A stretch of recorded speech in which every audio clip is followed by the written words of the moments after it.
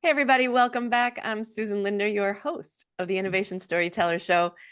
And I'm really excited for our guest today. It's not often that we get to tour all over the country to find the best innovators from not just here in the United States, but around the world. And we have a mashup of both an unusual origin story and an unusual location story here in the United States. That's why I'm excited to introduce you to Shegun Otulana, who is the founder and former CEO of Therapy Brands. A little bit of backstory. At 18 years old, Shegun moved to Birmingham, Alabama from Lagos, Nigeria to attend the University of Alabama at Birmingham. 2 decades after arriving as a teenage student immigrant, he sold Therapy Brands for $1.25 billion, one of the largest software exits in Alabama history. Shegun has an incredible story of resilience and resourcefulness. With help from his parents and credit cards and paid internships, a couple of side gigs, and goodwill from others, Shegun earned his degree from the University of Alabama. His incredible wife, Mary, who you're going to hear a whole lot more about, encouraged him to take a bet. And using all of their savings, he founded what would eventually become Therapy Brands. His experience served as an inspiration for his family's commitment to education through scholarship, endowments, and that support underprivileged students today. He is a recipient of the EY Entrepreneur of the Year Southeast and several other awards, including Aspen Global Institute's Henry Crown Fellowship. Today, he runs HVL as a continuation of his Idea Lab approach and serves as CEO of Copysmith AI, one of HVL's first ventures. He's also a proud contributor to Innovate Alabama that we're going to be hearing a little bit more about. Shegun lives in Birmingham with his wife, Mary, and their 4 kids. So you've got a lot of extra time on your hands, of course, Shegun. Yeah, it's 4 kids is a lot. That's a lot. I love all of them, and I'm glad I have 4, but it's a lot. But it's fun. It's great. They're fantastic. Yeah. Yeah. And they keep us on our toes, right? They keep us humble. They definitely do. Yeah. Inspiring those little buggers are. So Shegun, I'm going to ask you the question I ask everyone who comes on the show. How did you step into the wild world of innovation / entrepreneurship? Nobody walks in through the front door, I think, of innovation. We all find very circuitous ways of getting there. So how did your journey begin? So my journey began really from birth, if I'm being honest. And what I mean by that is this. I am a child of 2 small business entrepreneurs, a mother who had the equivalent of maybe middle school education, and a father who had the equivalent of a high school education. And they came from absolutely nothing and started small businesses and went from one small business to the other, and eventually ended up giving my family, my siblings, and I a pretty good life, good education. So I am one of those kids that their whole life they've been selling something on the side and charging your friends to play video games and all those kind of things. But the real entrepreneurial journey started. I say all that to say I think by default I was going to end up here, but because it was all my brain could kind of wrap itself around was building things from scratch, building a business from scratch. Like that's just the default in my head. So right after college, I started a company with some classmates, and it ended up being just 2 of us that remained in that company. And it didn't go well. It didn't turn out well. I think we were very green. We didn't know what we were doing. Our temperaments probably didn't match.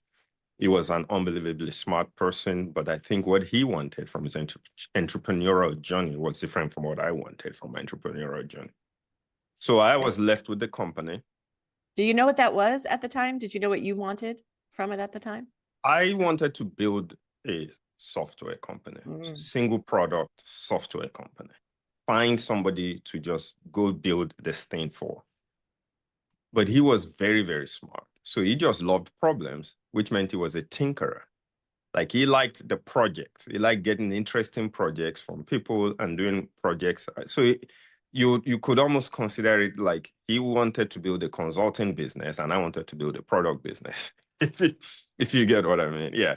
So I think that created some friction The mistake I had made was I had made some financial commitments to the business, took some loans in my name. And when we went our separate ways, I was kind of stuck with those. So I put the entrepreneurial journey aside, stuck with a regular job, was paying those off. And that was my journey for a few years where I just worked as an employee with great people. And I really enjoyed all the people I worked with. But that thing was there. It never left.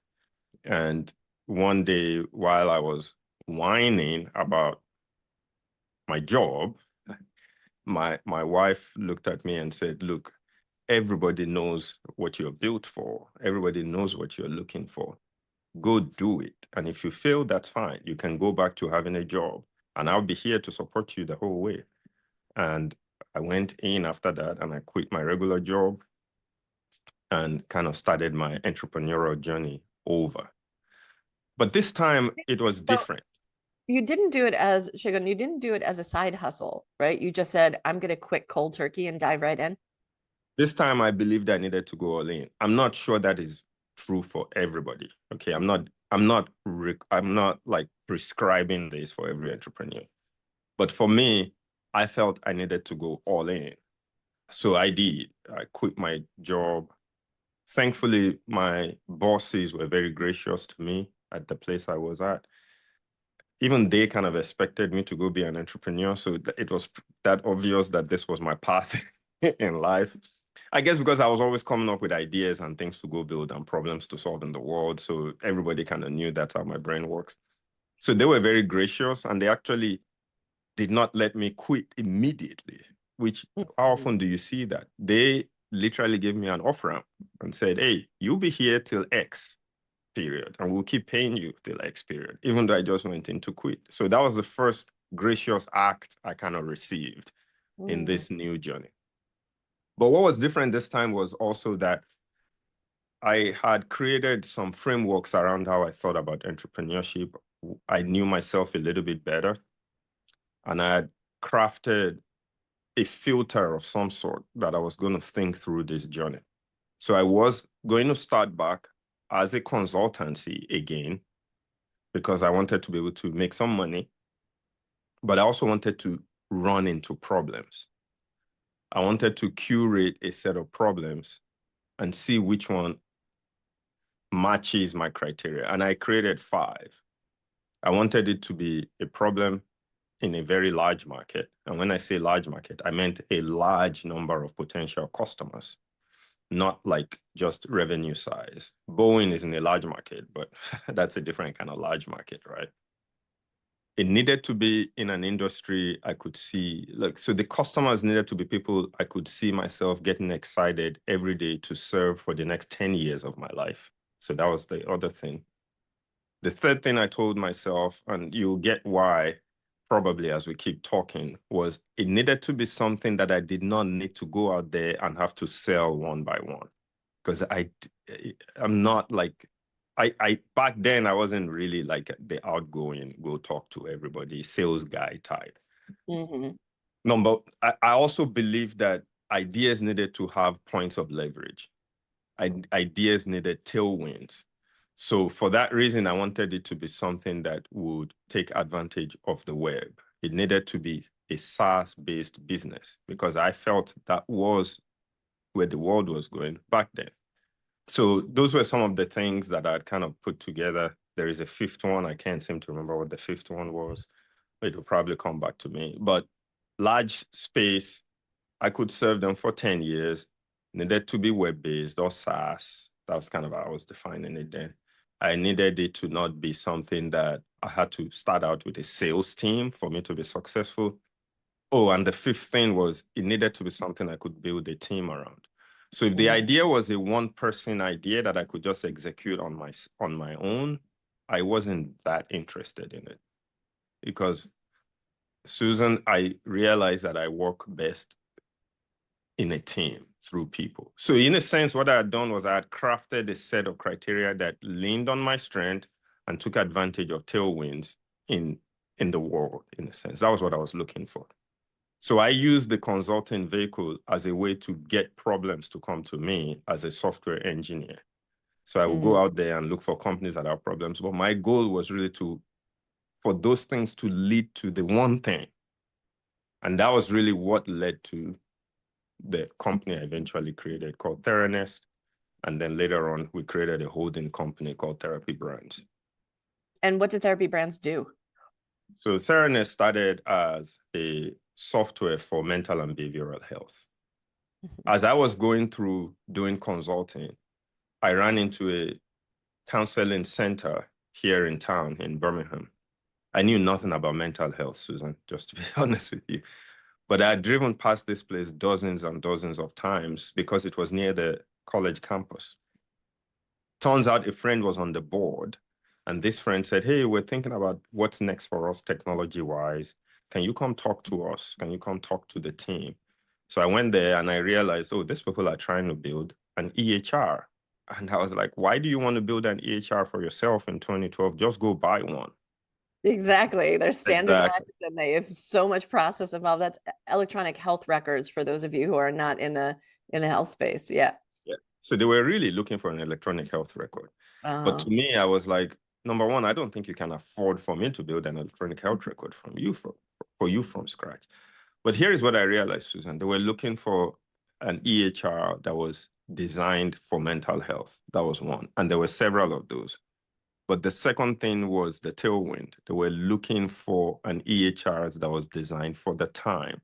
If you think about this, this was when we were all moving from QuickBooks on a disk to QuickBooks Online. Like the SaaS revolution was happening. And that's really what it was. They were looking for a great SaaS version of an EHR software specifically for mental health. So, but they also checked one of the boxes for me as I learned about them in that meeting, because now I'm sitting in this meeting and I realized this place that I had driven past dozens and dozens of times serves hundreds of people every year, touches a ton of lives, which I didn't know. So I was like, man, these people kind of check the box for who would I want to serve for the next 10 years of my life. So now I'm getting excited about them because every time I get connected to a problem, I'm running this thing in my head, right? So I was like, but I don't think they need me to build an EHR. So I said, let me go do some research and I'll come back to you with some options that you can use because I don't think you need to build a brand new thing. And I don't even think you can afford for me to build a brand new thing for you. So I left and I went to look online to see what was possible. And it became pretty clear to me that there was an opportunity to build something here. I saw a few people doing it really well. And I was like, if I do this, these guys will be my real competitors, my real competition. They're doing it well. The new SaaS feels modern, delightful to use. And then there were dozens of competitors that were more what we would call traditional, maybe very, very enterprisey. You have to have a server, you have to set it up, blah, blah, blah. And I think that's what they were trying to move away from. They didn't want to do that, right? They were looking for that QuickBooks Online experience. I see. So that got me excited. So I was like, okay, there is an opportunity here. I could see the volume of search around people looking for this. Because you have to remember the second tailwind was HIPAA compliance. Huge. Exactly. Wow, so much regulation. Yes. So there were two tailwinds driving the space that were making these people look for solutions. One was SaaS revolution. One was HIPAA with the High-Tech Act. So now it's checking the box for me that, hey, there's an inflection here that I can take advantage of. I can serve these people. I'll enjoy serving them. Hey, these people will actually go online and try to buy this thing. I don't need a sales team. And that was what led me to create Theranest. So I went back to them and I said, you know what? I will create a small tool for you to use for now. And I'm going to go build this thing and you'll be one of my first customers. Is that okay? And they were like, yes. And they became my initial partners. And that was what led to building Theranest. And the journey continued from there. Amazing. So let's talk about some of the obstacles along the way. So you're not in New York or Silicon Valley or Boston or Austin even. You're in Alabama. Yeah. You're building a product that has a huge total addressable market. And yet, how do people even find you? Tell us a little bit about the pushback that you might have gotten from investors, from partners, from other folks who said, yeah, that sounds great, but what about, you Yep. know, tell us So, about. so this is 2012, right? And we're talking Birmingham, Alabama. So it was before the Innovate Alabamas of the world and things like that. So it's Wait, not wait, I like have there a was. question. I have a question for you. If you were to explain to a fellow Nigerian what what Birmingham, Alabama is like, how would you describe it to a fellow Nigerian? So when I first arrived, and you have to remember this was 1998, Mm. okay? And Birmingham's come a long way, huge long way from when I first came. So when I Mhm. first arrived, having come from Lagos, I was very happy to be here because I didn't see noise everywhere. If you've been to Lagos, oh my goodness, it's like It's so packed, right? I mean, it's just populated. yeah, so I was like, oh, quiet, number one. Number two, clean, everything. So I loved that. I loved These the are two things order that and make everything. these are two things that make a New Yorker very nervous, by the way. Uh, Cleanliness, fresh air, and quiet. We don't know what to do with exactly. any of that. Maybe Yeah. So I was happy to be here, but then I also said, where are all the people? And where is water? You have to remember Lagos is on the Atlantic. So now I'm in this city where I don't see any large water body anywhere, and I don't see any humans anywhere. I was like, this is interesting. So that was quite interesting. But the people were great. The people, like, I just told you my story about even when I went to quit my job. The thing about places like this is just there are crazy people everywhere. And obviously, we all know the history of Alabama and everything else. But it's also a place full of just good people, kind people, 100%. what Yeah. we would call Southern hospitality. And I think from day one here, I've experienced that. Have I also once in a while experienced some ugliness? Yes. But honestly, it's been primarily a positive place for my journey since I stepped foot here. So so my experience here has been pleasant. I've had other siblings come here, leave, and come back to live here. So yeah, explaining it. And I'll tell you a funny story. When I first came here, I used to get the craziest questions. I don't get these kind of questions anymore. I don't even see people ask them. I think we've all gotten better over the last 20 something years, probably thanks to the internet. But I would get questions like, how come you're already in college? Well, I don't even understand the question. What does that mean? Because they just assumed you're an African. You guys don't have schools. You don't have houses. You don't like their concept of Africa was way off. I think it was just purely watching animals on the Discovery Channel.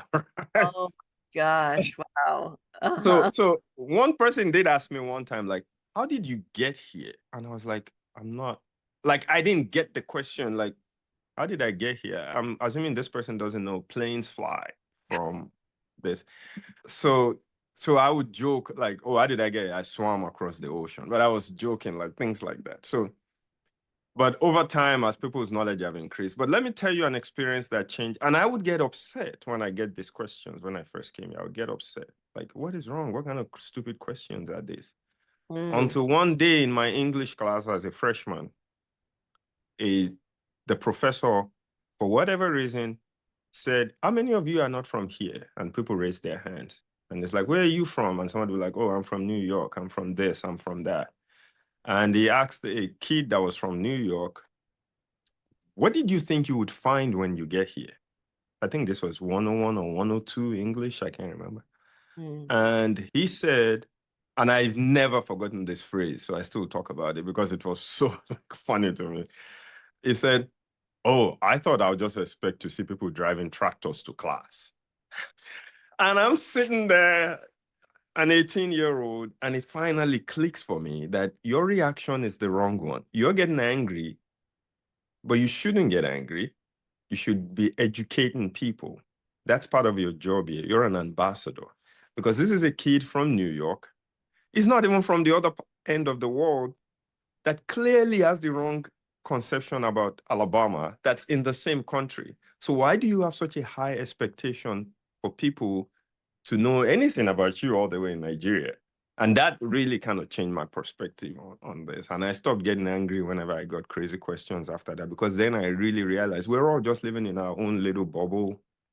And part of our job is to kind of educate each other and carry each other along on this journey. So that was a freshman experience that just stuck with me after that, because the last thing I expected as an 18-year-old that didn't really know much about the US and everything was, I did not expect somebody in New York to have such a terrible misconception about another state in the same country. Exactly. So that was interesting. Sorry, I've kind of taken us off on a total different segue here.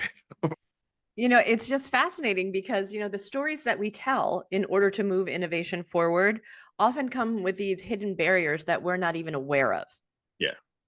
And I think as part of our storytelling experience of how we get our big ideas to cross a finish line, especially, a $1.25 billion exit, there are some seen and unseen barriers that we Yes. cross.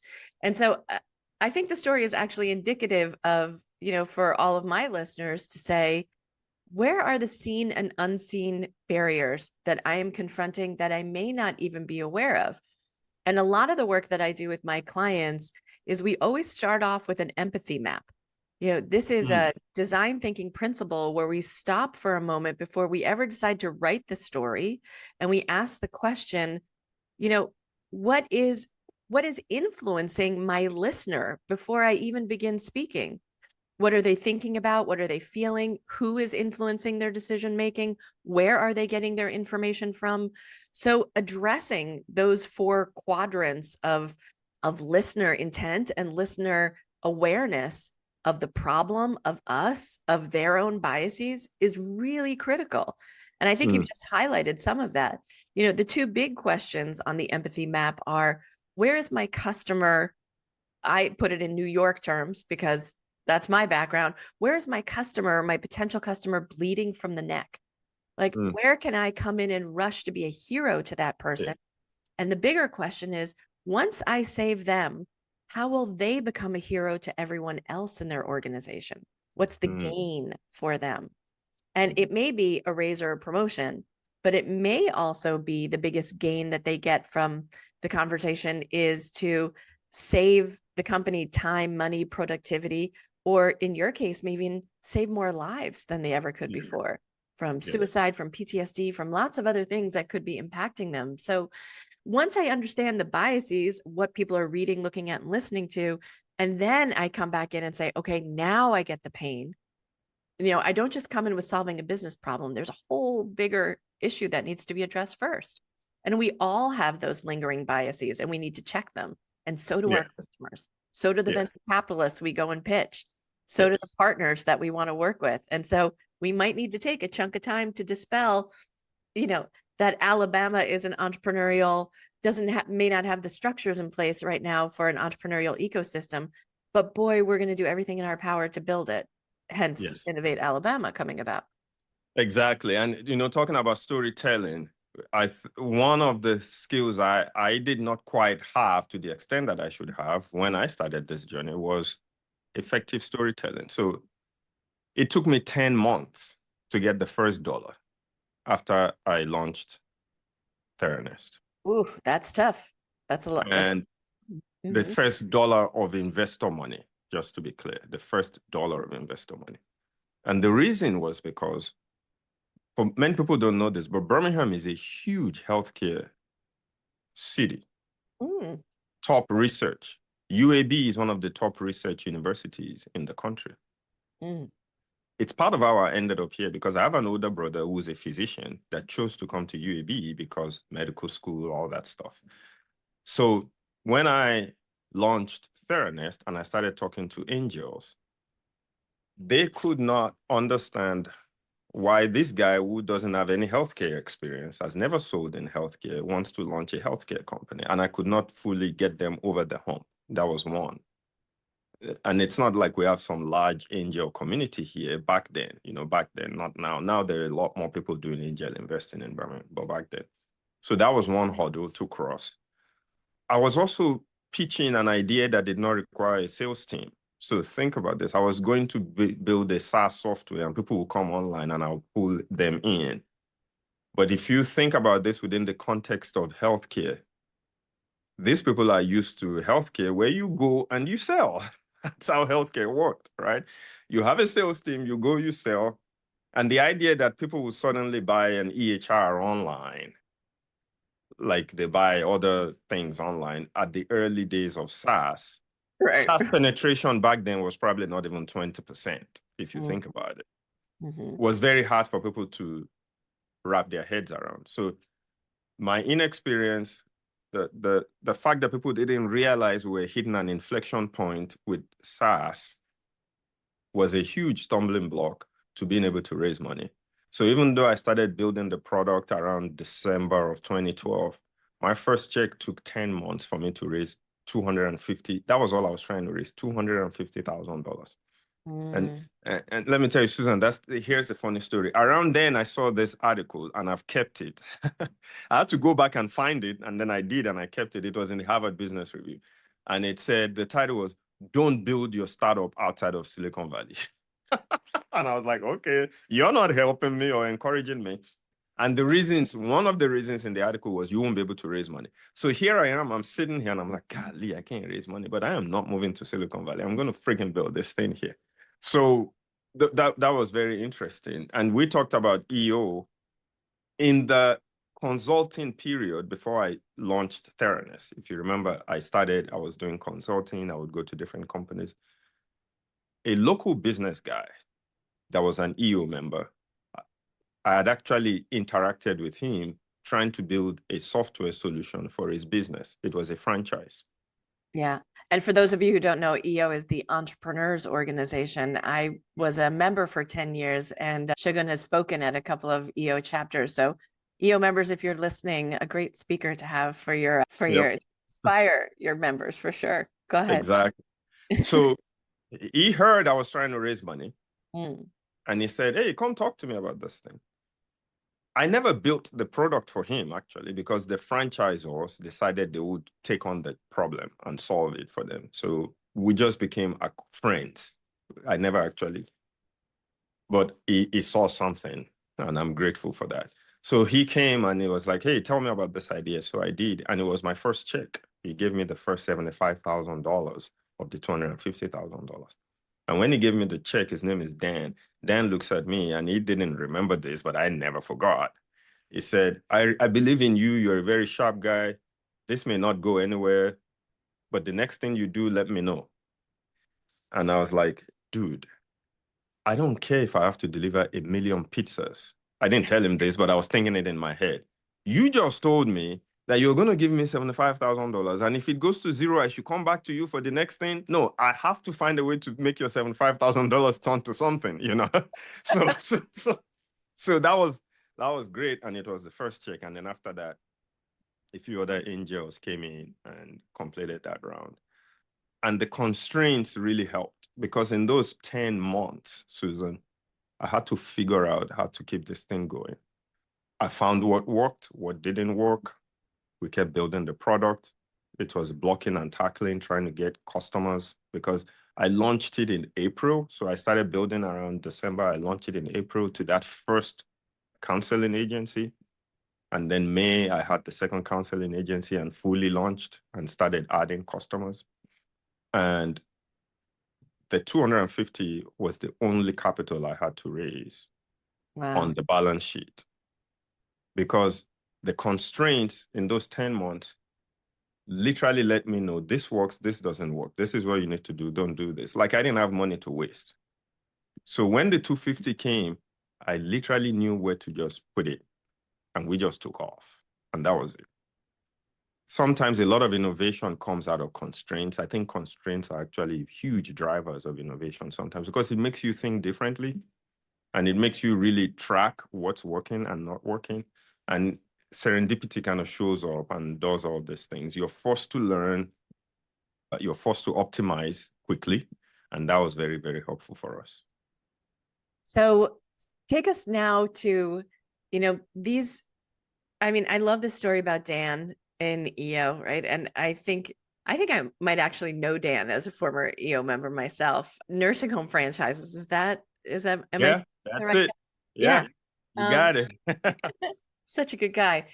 So, but let's make this now connection to this bigger story, because I think a lot of listeners, my listeners, find themselves in big corporate spaces that have support when it comes to innovation. What was it that you were trying to innovate, Shigun? Where were the changes that needed to be made for the mental health industry that weren't being addressed at the time? And how did you overcome some of the challenges for people to recognize like that this was the breath of fresh air that they really needed? In our case, I think many people recognized it. It's just a different way of delivering it. And we had to keep innovating, obviously, on how to deliver solutions to our customers. And some of those innovations were around how do you accelerate the process of note taking? These were some of the things that helped us win in the market. Like, Mm-hmm. how do you, so we, for example, we partnered with a large publisher that had a lot of ways to write notes based on diagnosis, and we digitized the tool and we integrated it into our software. We did things like that. We're one of the first to have telehealth in our platform for mental and behavioral health. We really thought about how do you make this process easy? We embedded some form of payments and all that stuff inside the software. We were very early to a lot of those things. We just kept being innovative with the software. So for us, we probably, on that particular product, I don't think we did anything earth-shattering other than just continuously innovating and bringing new things to the market and thinking of different ways to do stuff. And that helped us because, you know, one area of innovation for us was even around pricing. We were probably one of the first to not price per therapist because every company had to find its way to differentiate itself. You don't win because you are the best thing. Many people think they win because they're the best. That means only one person can win, right? Many times you win because you're different for a particular person's needs. You're the most differentiated solution for a particular person's problem.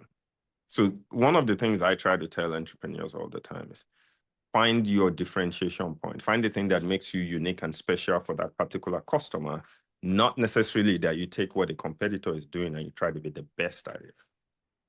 And for us, what that meant, and this had to evolve over time, so this did change, was as we were talking to practices, we found out that many of the counseling centers that were nonprofit counseling centers had a lot of part-time therapists on staff. And they would struggle with paying for every therapist, whether they were full-time or part-time.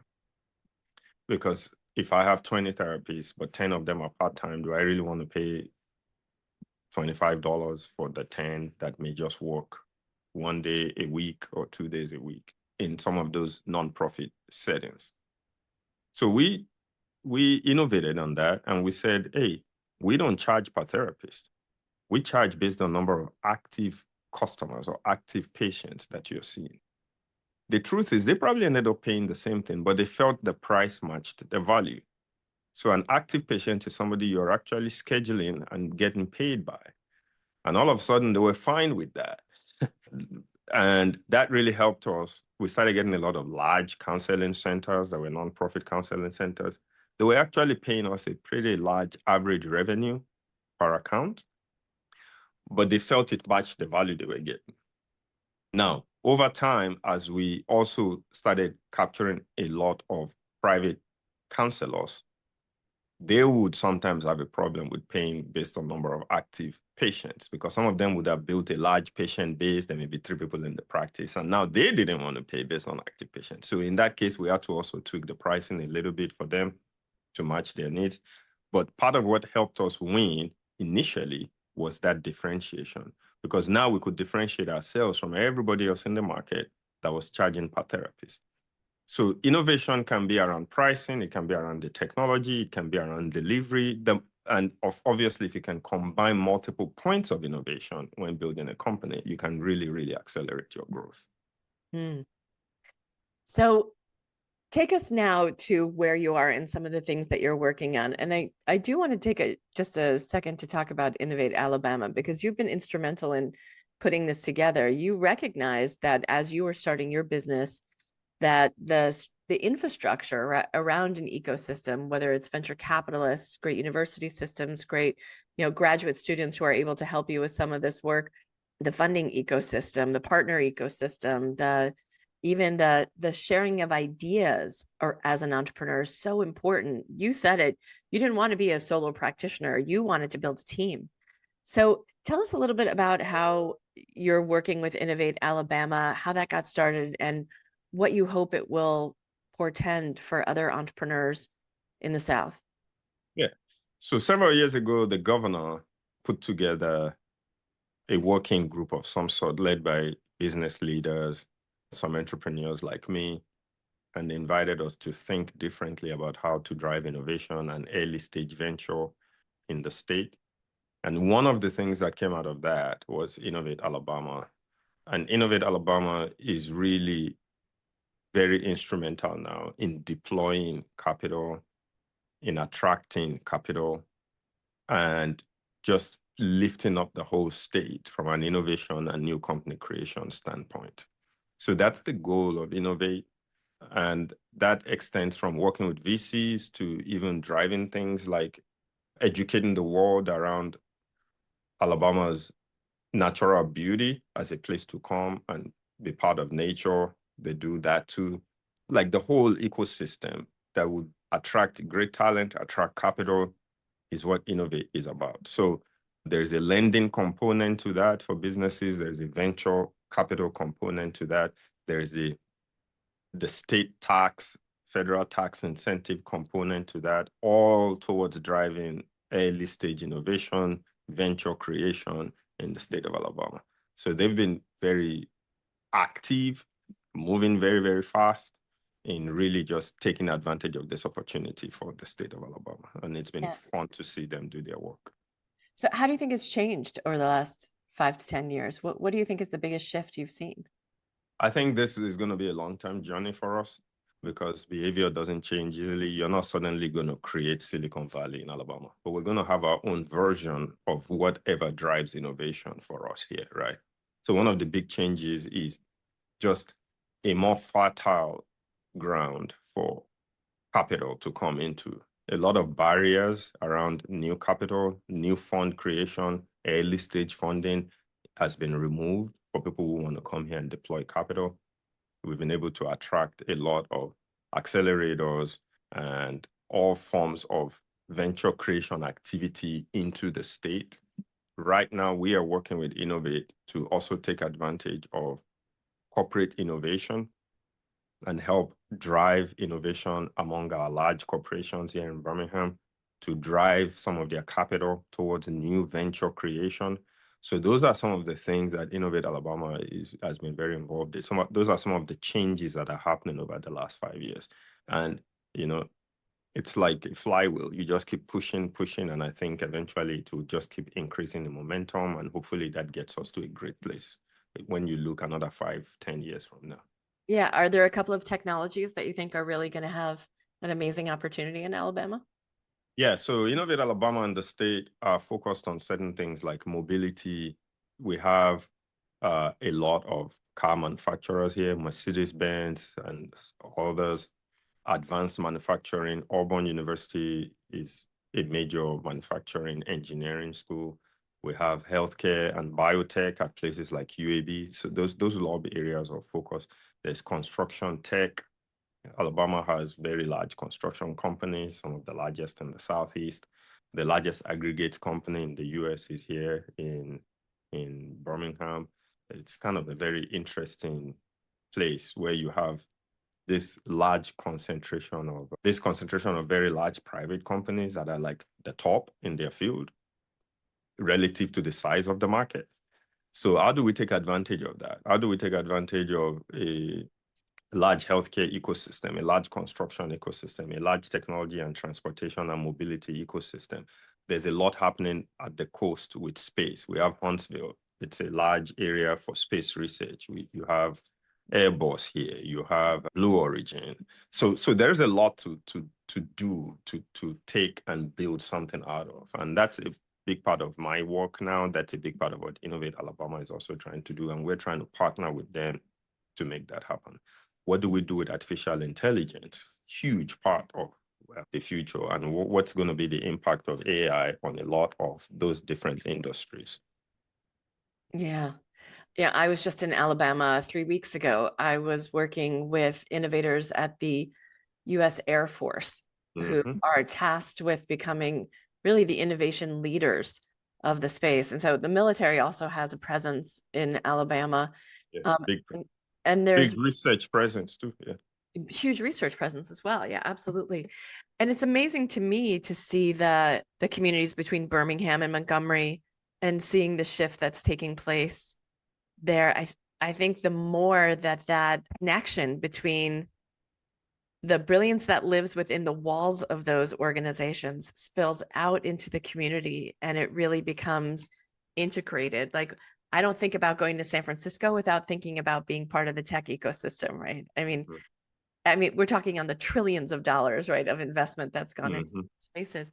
But to feel that the bridging of those two worlds comes together, that it feels integral to what the Yeah. city is like, and that cultural life supports the Yeah. entrepreneurship life and vice versa, is so critical to making it feel like it's part of the fabric of the cities of Alabama, don't you think? Yes, I agree. And that's part of the message Innovate Alabama and HVL are kind of bringing to these companies. We are in a world where a lot of innovation and research and new company creation is coming from the venture world. What is our version of that here? And I think that can be corporate venture because there are problems for customers that they can solve. There are problems for their ecosystem that they can solve. And how do we leverage that in a place like Alabama? Hmm. Well, it's time for me to put you on the hot seat, Oh Shagun, if no. you don't mind. I feel Um, like I've been on the hot seat already. this was easy. It's easier than running a several billion-dollar company. So, my number one question to you is, what is the greatest innovation of all time? What's the greatest innovation of all time? It's a hard one. I There's so much that has happened in the world as a result of communication. I think the ability for communication to break down barriers, to share ideas. So the history of the world is the history of one small place taking something from another place, leveling it up, taking something from another place, leveling it up. That place takes. And you will even see it in the world. Places that cut themselves off or nature cut off from that ability to communicate suffered the most from an innovation growth standpoint. So if you think about places like sub-Saharan Africa that had a huge desert at the top and surrounded by ocean and did not get a lot of the interaction you saw between the Middle East and the West, science and math and everything was progressing. You can really see the impact even in the history of China when China kind of closed itself off to the rest of the world, how much innovation kind of dropped in those communities. So I would say there are very, very great innovations like fire and electricity and things like that. But I would have to say probably the ability to communicate, language. Maybe that's one way to put it. I don't know if it's language or the ability to write. I don't know which one I should put it in, but I think communication is probably the foundation of a lot of things.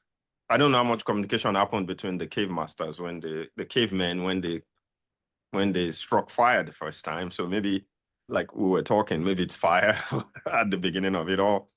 Yeah, But and someone going, "Ow, that's really hot." exactly, yeah.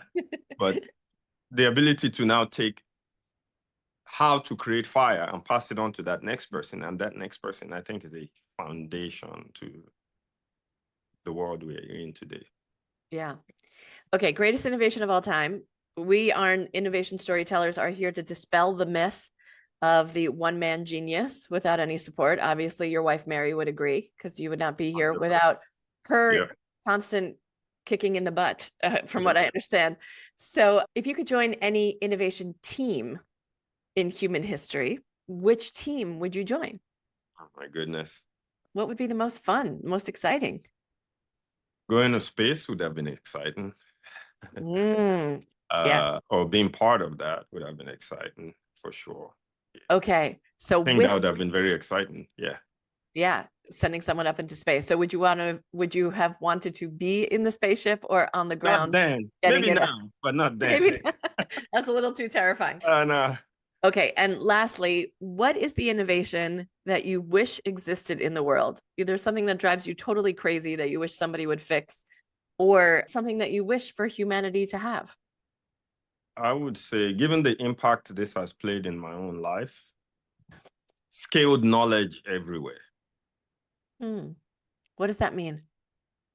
Education at its highest form of quality and delivery available to everybody. Two things we really, as a family, we spend a lot of our energy and resources on is economic prosperity and education. I just think they're game changers for the world, for families, for the next generation. And the gap, I'm not sure is closing as fast as it should between places where you have great education and the places where you don't. And in the age of AI, I'm worried that gap is going to expand even farther if the cost of AI becomes something that's inaccessible. So that's why I'm one of those people that are actually happy that maybe we would make the ability for anybody to have artificial intelligence a very cheap thing to have. Like I said, I'm a big believer in education and the ability to transfer knowledge. And that starts from when a child is born. And there are too many kids, even in our own country here, that are not getting the best of that. So if somebody can kind of find a way to scale high quality learning for every human being in the world, I mean, yeah. That's what we need. Yeah. Yeah, I couldn't agree with you more. Couldn't agree with you more. Shegun Otulana, if people want to get in touch with you, what is the best way for them to do that? So I'm on, I don't know what Elon wants us to call it now. I guess it's X or Twitter. I'm on LinkedIn. I think those are great places to connect with me. You can also go to shegunotulana.com, and that's my website. That's right. And I'm excited to see what your next venture will bring us. And hopefully I'll catch you next time I'm in Alabama. Yes, I would love that. I would love that. Thank you so much, Shegun. Thanks, Susan. Thank you very much. Have a wonderful week.